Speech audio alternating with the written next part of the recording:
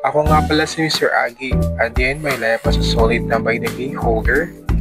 Isang karangalan sa akin ang tumulong sa paglilinis ng buong bahay. Kaya naman pag-gising ko, agad-agad ako nag-toothbrush. And of course guys, wag natin kalimutan pag hinamos, I'm using Celotex. Makikita nyo to or mabibili nyo to sa Watsons, pero guys, ayaw ko kayong nahihirapan kaya ilalagay ko to sa showcase natin. Maglagay lang ng konting amount sa palad at i-spread sa mukha natin. And ibabad natin to mga kaagi ng 2 to 3 minutes sa ating mukha bago natin banlawan. Halos isang taon na ako gumagamit ng facial wash na to. Napakaganda kasi may niacinamide in oil control. So 8 oras or maghapon talagang hindi oily ang skin. So ayan mga kaagi, babanlawan na natin. Kita nyo naman yung result. Napakaganda kasi guys, again, with niacinamide na ang facial wash na yan. So ayan, forma-forma, punas-punas.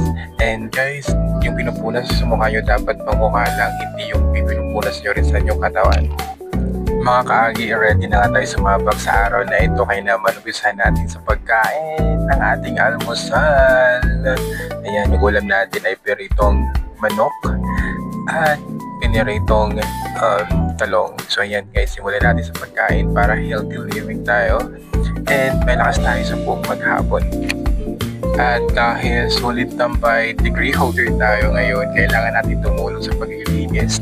So ayan guys, ang ating mga superhero naka-ready na silang umalis at maglako. Ayan, ito yung daily routine namin dito sa province guys. And again, we are selling special hot peanut. Pwede kayo mag-order, just PM or just comment down below guys. So ayan, napakalupit, napakalinis sa lamin pa lang yan guys. Kitang-kita na ang ating reflection. And yan guys, meron tayong spicy and meron tayong sweet peanuts.